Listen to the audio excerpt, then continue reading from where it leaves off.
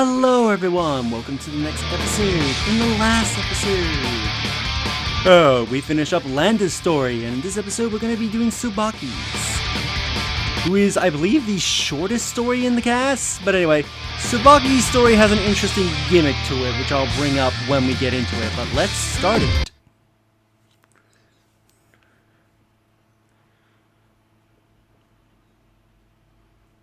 Regretted Sin.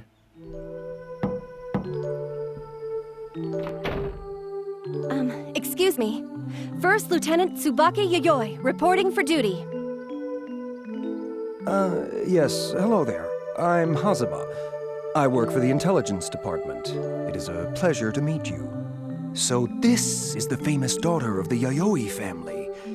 Please, accept my apologies for making you come all the way out here.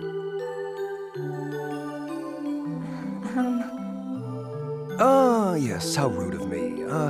Let's see, well, I guess officially I'm a captain. But to be honest, we don't really bother much with ranks here at Intelligence, so don't worry about formality, okay? Yeah, excuse me, Captain. Come on, didn't I just say you don't need to be so stiff? Well.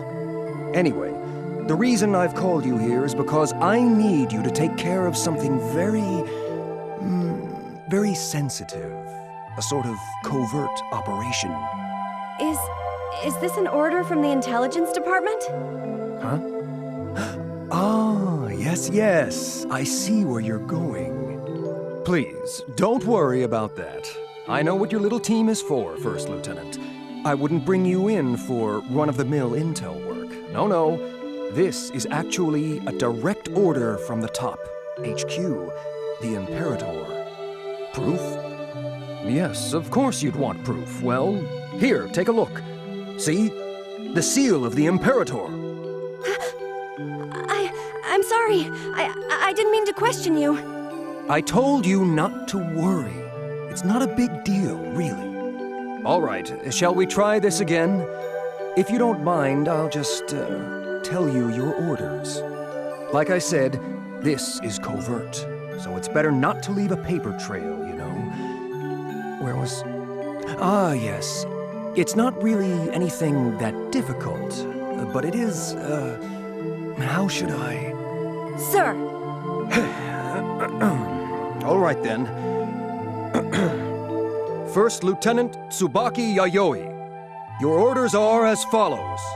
Determine the whereabouts of Major Jin Kisaragi and Lieutenant Noel Vermillion and terminate them.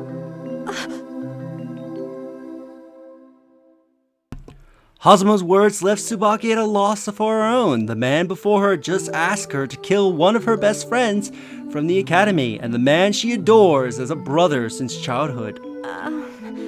What did they do to deserve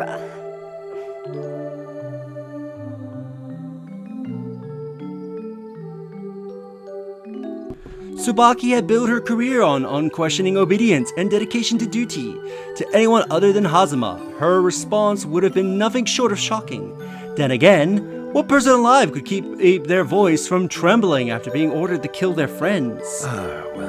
Let's see here. It looks like the intelligence we've gathered says that Major Kisaragi has disobeyed orders on a number of occasions. And we've even seen reports of desertion. Supposedly, he was injured pretty seriously going after a large bounty. That's impossible! How could Jin, Major Kisaragi, he would never... Right, yes. We've also seen a number of reports saying that he's just been stirring up a lot of trouble. And, let's see. Well, we haven't managed to confirm this yet, but... apparently he escaped from the hospital we'd put him in after his... accident. He also, took out a number of guards and a few officers on his way out. Now, as for Lieutenant Vermillion, she went after Major Kisaragi. Well, actually, she was under orders to do that, but... here we are. We've heard reports that she aided the SS-class bounty known as the Grim Reaper. yes. This Grim Reaper is also apparently the person who caused Major Kisaragi's injuries and is, in fact, at the very top of the Librarium's most wanted list. The rebel Ragna the Blood Edge. Jin deserted. And Noelle is helping a rebel? The color slowly drained from Tsubaki's face. She could not bring herself to believe what she was hearing. Apparently, Major Kisaragi and Lieutenant Vermilion have some sort of connection to this Blood Edge fellow. Is something wrong? Stay with me now. Oh, actually, I guess that's all of it. You're free to go, First Lieutenant. Still stunned, Tsubaki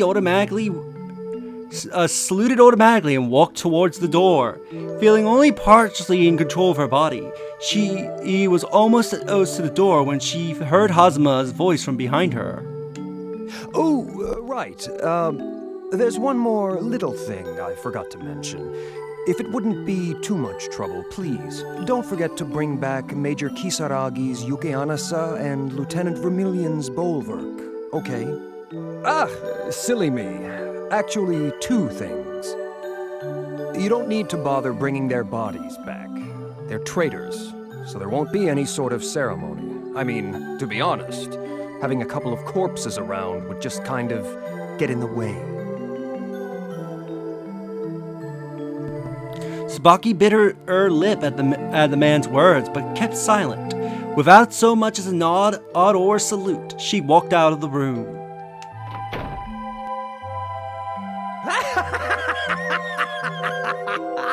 Oh, man! This is just too good! We're just gonna shoot right past tragedy, straight into good old comedy!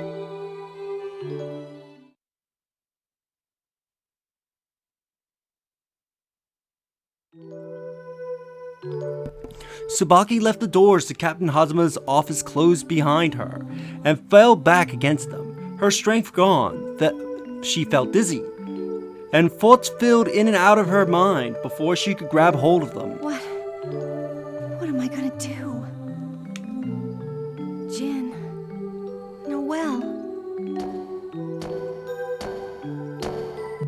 Excuse me, do you mind?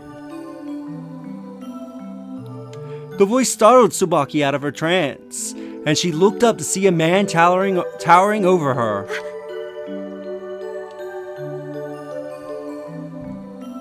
She knew the man. Well, she knew his face. He was known throughout the Librarium being a master puppeteer, as well as some more unpleasant things. She had never met him in person before, and she perhaps she never would. Aurelius. Clover. Colonel. From engineering.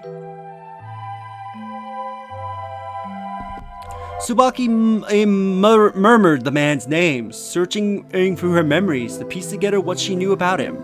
He was tall, incredibly so. In fact, if he was surprised, Tsubaki recognized him. He kept it to himself. He stared down at her, his face impassive. Miss, if you'd be so kind. Or was that supposed to be impress? I need to get through that door. I'm sorry. Quickly, Tsubaki moved out of his way, but Aurelius didn't even acknowledge her. He simply strode towards into Captain Hazuma's office, as though he was taking a moment to collect his thoughts, not wait for a girl to move out of his way. It's me. I'm coming in. What could possibly be going on between the two of them? Something about Captain Hazuma working with Colonel Aurelius made Tsubaki uneasy.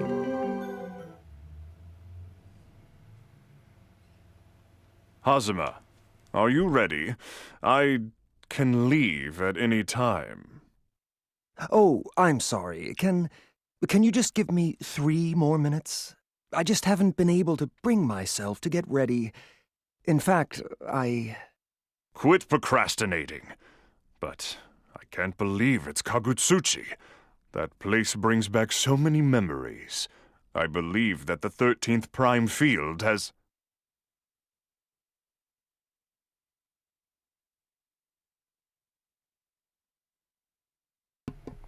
Tsubaki couldn't just make out their conversation through a crack in the door. It was certainly interesting, and something told her that what they were discussing was of great importance, but eavesdropping, especially on two ranking officers, was something Tsubaki couldn't allow herself to do. Besides, there were so much more important things on her mind, doing her best to silence the doubt that filled her mind, at least for the time being. Tsubaki turned her back to Hazuma's office and began walking away.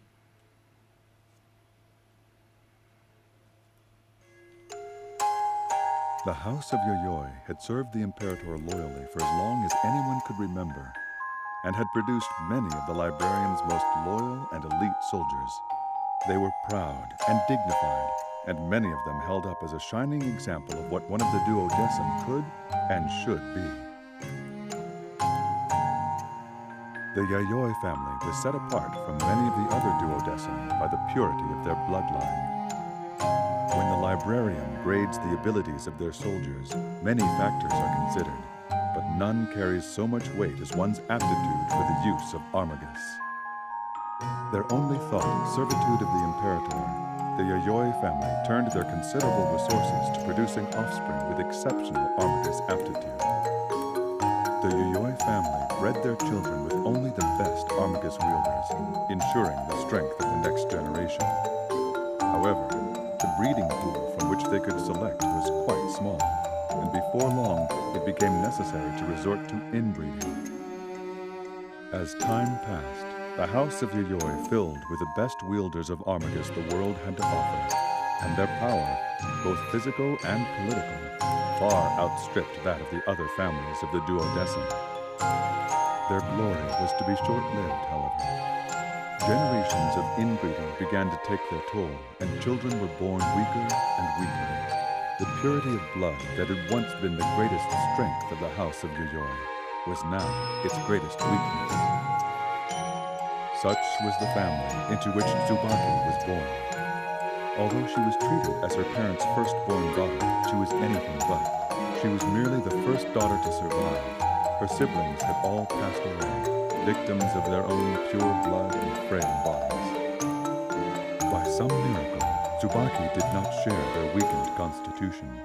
She was healthy and showed mastery in the use of the armagus. Needless to say, she was cherished not only by her parents, but by the whole of the Yayoi family. To the young Tsubaki, the Yayoi Manor was her entire world. The only people she knew were her parents, her relatives, and her teachers. As a firstborn daughter of the Yayoi family, she was taught one simple truth: that she must serve the Imperator unquestioningly. Such was the childhood of Tsubaki Yayoi.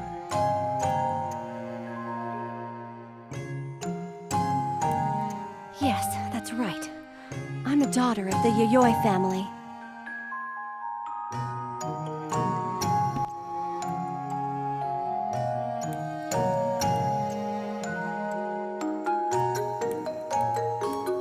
We should be the ones who set the example for the rest of the duodecim.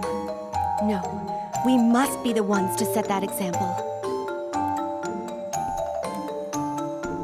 I hope my mic was actually turned on from that last one.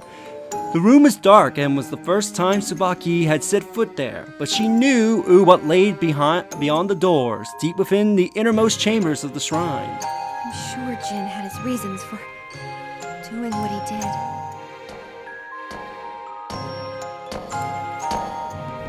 Slowly, Tsubaki began to walk forward. It wasn't long before she found what she came for. Before Tsubaki were a pair of sturdy doors that protected whatever lied behind them.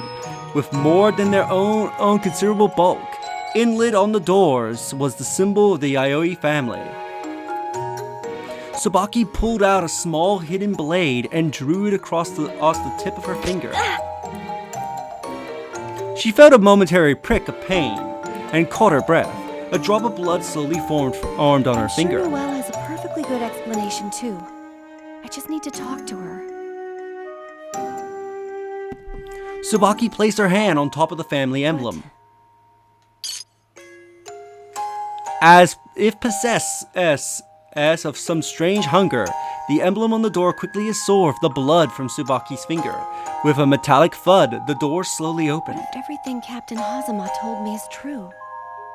What if Jin and Noelle... What if they really have turned their backs on the Imperator? Tsubaki's mind was in turmoil. It's okay. Even if they have. If I can just talk to them, I'm sure they'll understand. Even so, if they really have betrayed me, I'll have no choice but to kill them. Her mind set, Tsubaki reached for the object behind the doors.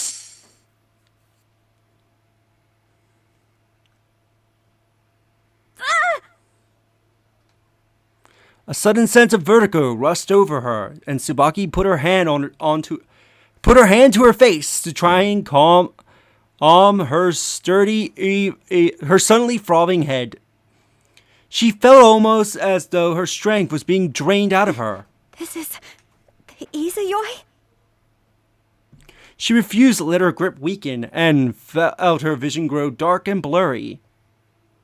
Yayoi, one of the sealed weapons. This particular sword has belonged to the Yayoi family for generations. It is known for its ability to steal light, even from the person who wielded it. Let's go. To Kagutsuchi.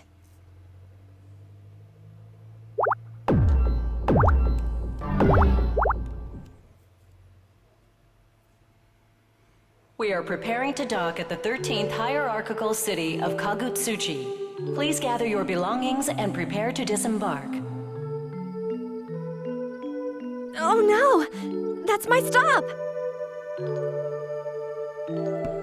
Tsubaki jerked awake. She would drift off for some time during the last hour and would likely have missed the port at Kamatsuchi if the announcement hadn't woken her.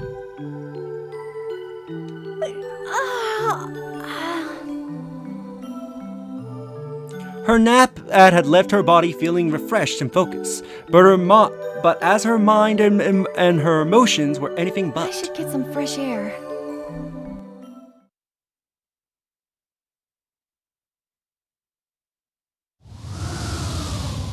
Oh, it's cold out here. There wasn't a soul in sight on the deck. Tsubaki wasn't surprised. It was nearly 42 degrees, but the wind made it feel closer to freezing. The rest of the passengers wouldn't have any reason to step outside when they could stay warm inside the ship. So this is it. The 13th hierarchical city of Kagutsuchi. I can't believe it's incomplete. It looks so beautiful. She do see pictures of it before, in the reports and the like, but something about seeing the city in person took Tsubaki's breath away. The city was a living, breathing thing, and that was something no picture could convey. So, this is where Jin and Noelle have gone.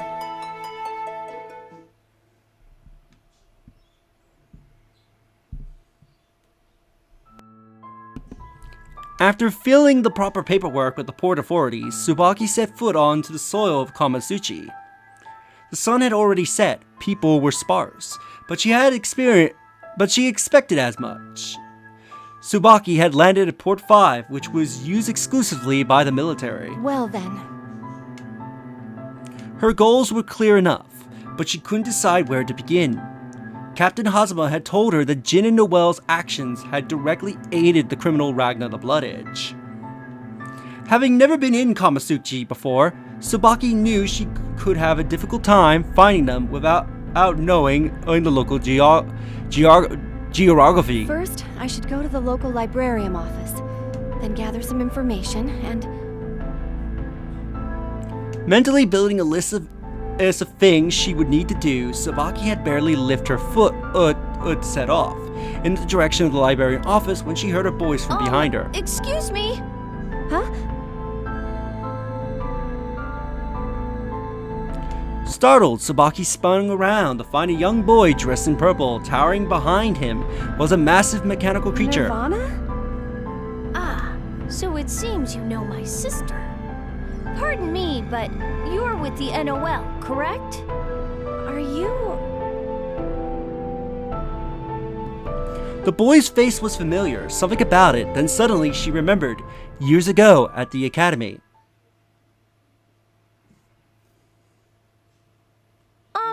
Excuse me?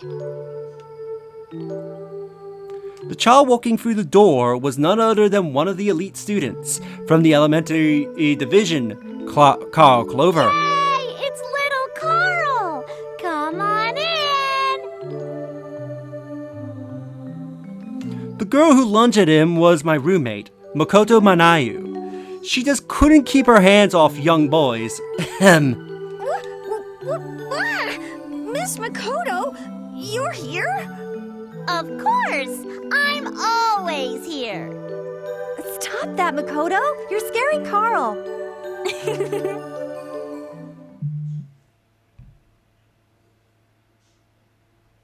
Is that you, Carl?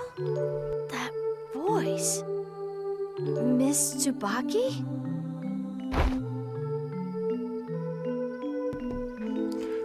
Carl was not a face Tsubaki had expected to see. It was not a face she wanted to see either, as Carl seemed to realize. It is you after all. I thought I recognized your voice. It took me a second to remember whose it was.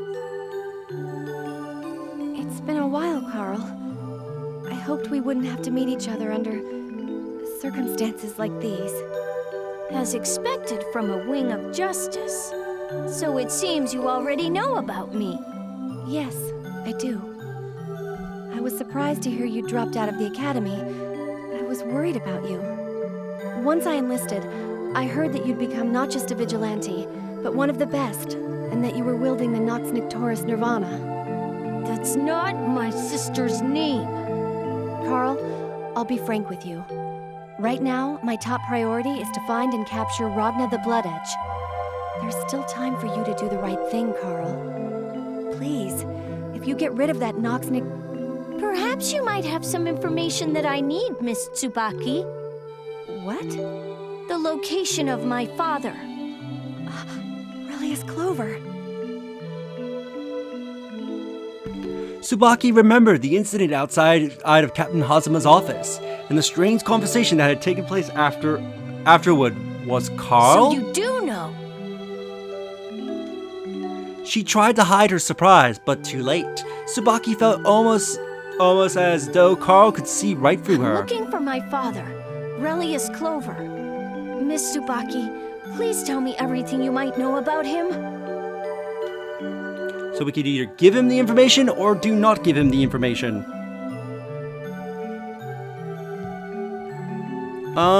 Let's see. I believe if you don't give him the information, he will fight you, so you get an extra fight. Let's give him the information.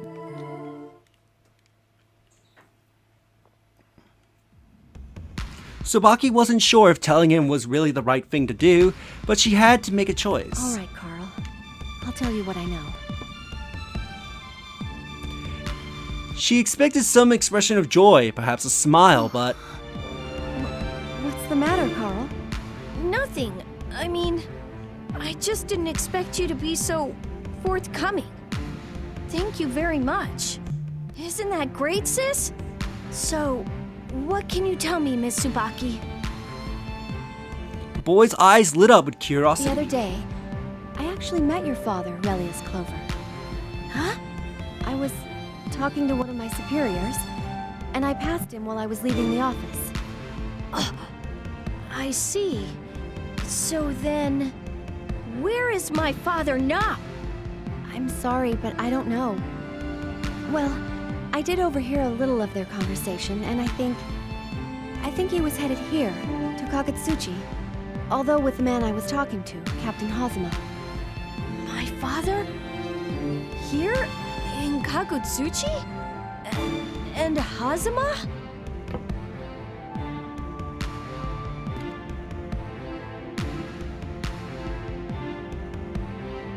Huh? What's the matter, sis? Do you know about this Hazuma person? Carl, what are you... according to my sister, this Hazama guy is really dangerous. I don't know what my father is thinking, involving himself with someone like that. Captain Hazama is dangerous? I see. No, it couldn't be. Miss Tsubaki, thank you very much for your help. I have a pretty good idea where my father is. Really? Well, more of a hunch, really. Well then, if you'll excuse me. Wait, Carl! Carl.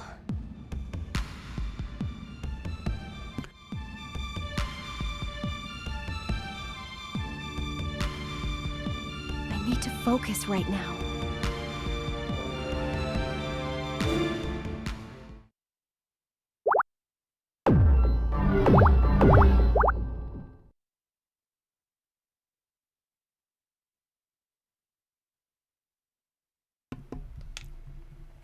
As she continued on her... Of all the families in the duodecim, the Yayois have the longest history. Okay, I didn't think the auto was on, but It has okay. always been their duty to keep the 12 families together and the government functioning. My father, head of the Yayoi house, was no exception. Looking back, though, I was a sheltered child. No, perhaps something even worse than simply sheltered. At the time, I was seldom allowed to leave the house, and even then, only with my father. Each time we left the house, it was to visit one of the other 12 families and the hierarchical city they governed. January was the Uski family, February, the Kisaragis, March was our family, and so on. Each month, Father and I would visit a different house. It was probably a meeting between the family leaders, or perhaps something more casual. I was a child, and I didn't know or care what they were doing. My father and his peers would drink their fine wines and expensive liquors and talk. They would talk forever, and I would be left alone. Some of the other families had children my age, but that was rarely the case. I had no choice but to try and find ways to pass the time by myself until my father had finished. Even so, there was something fresh about visiting so many different places. How many years had I been doing that? I'm not sure. At any rate, on the day in question, the rest of the duodecim were scheduled to come and visit the Yayoi Manor. My father had been exceptionally busy preparing for this day for the past several weeks. I was outside, in our garden. Father and the other family heads were talking about adult things that I didn't understand. I played in the garden so that I wouldn't have to sit in a stuffy room and listen to adults discuss things that meant little to me. But that didn't mean it was very much fun. But that day, for the first time, I met a boy who was close to my age. Who are you? Huh? Huh? Maybe he didn't hear me. Hi! Who are you? Who are you? I'm Tsubaki Yayoi. Oh, the girl from the Yayoi family, huh? Uh-huh. Have you heard about me? I heard there was only one child in the Yayoi family. A girl. So what's your name? Jin Kisaragi. I know the Kisaragi Manor. I've been there with my father before. I don't think I ever met you before, though, Ginny the Kisaragi. The Kisaragi family has a whole brood of children, so the fact that we've never met isn't surprising. Oh, I didn't know that. What are you doing here, Ginny the Kisaragi? I'm attending the Conference of Leaders. It seems that I've been nominated to be the next head of the Kisaragi family. What? I don't get it, Ginny the Kisaragi. If you don't understand, then it's nothing you need to worry about. More importantly, hasn't anyone ever taught you how to speak, politely? Huh? You see, you're younger than me, so I'm telling you to show me some respect. Oh, my father tells me I need to be polite to everyone, too. He gets mad at me when I don't. I'm sorry. It's nothing you need to apologize for. If you could just stop calling me that. Well, what should I call you? My name. Then you want me to call you Jin? I I meant my family name. Jin! Jin! Whatever works for you. Yay! That means you're my brother now, right? Where did that come from? Okay, you have to promise. You gotta promise to be my brother forever and ever, all right? Promise? Fine, whatever. Really? Then cross your heart. Huh? You know, cross your heart. Cross my heart and hope to die. I promise that I will never lie. And if my promise ever does go, I give to you my eternal soul.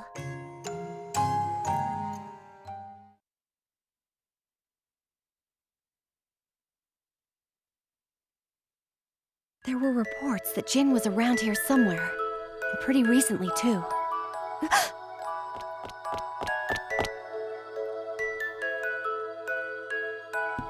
Tsubaki had looked up to see a shadowy Ado standing before her. Instead of getting the drop on her query, she seemed the inverse was true. Ah, the NOL-0 Squadron, the Wings of Justice. So, what does one of the Librarium's trash collectors want with me? Jin! Don't tell me. Tsubaki? That's the sealed Armigus. Yayoi. Jin. Major Kisaragi, you have been accused of insubordination countless times, and there are even instances of attempts at desertion on your record. These actions cannot be overlooked, war hero or not. I'm sure you know why I'm here. Tsubaki, do you have any idea what that weapon is? Of course I do. It belonged to my ancestors, and in their name, I must put an end to your unconscionable behavior. To even carry a weapon like that. Are you telling me you value the NOL? The Duodecim's pretense of justice that much? Jin, this is not a request from the Yayoi family, or the Duodecim, or even the Librarium. It is a request from me. There's still time. Please, go back to the Librarium. I don't want to hurt you, Jin. You are concerned for my well-being? Jin, please, promise me. If I beat you, you'll go back. And if I refuse? Then I won't stop until you accept! Alright, it's time to fight. Yeah, bit of a long episode today because it took a while to get in a fight, but this also gives me time to explain something about Tsubaki's story. The wheel pit is turning. And specifically about her bad ending. Action! To get her bad ending, it is tied to your moves.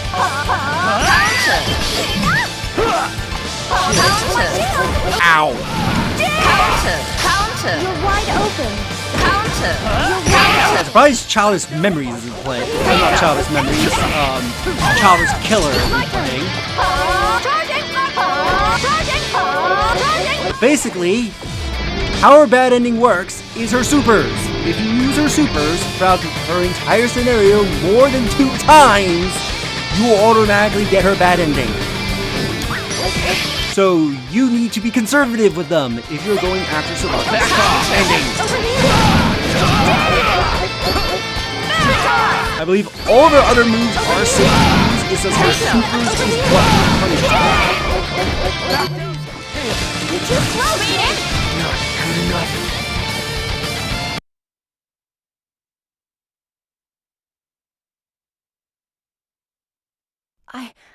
I won? I actually beat Jin?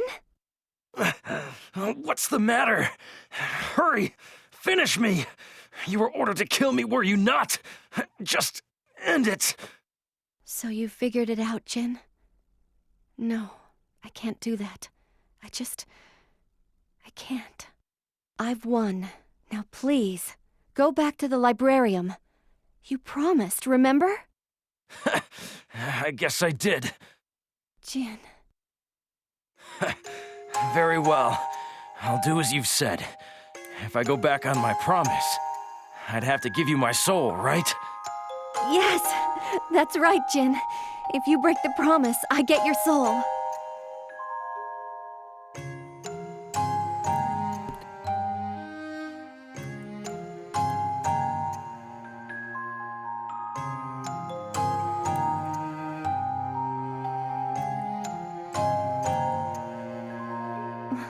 I have to go find Noelle now, Jin. Was my mic muted during that? For God's sake!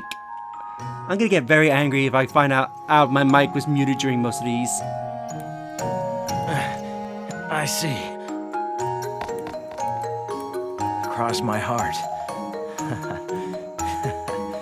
How is it that we can both remember something so completely stupid?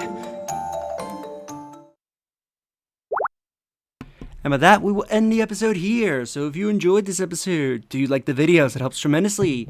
Subscribe if you haven't already. Leave a comment down below on your thoughts on this episode. And share the video so that more people can discover my content, help the channel grow.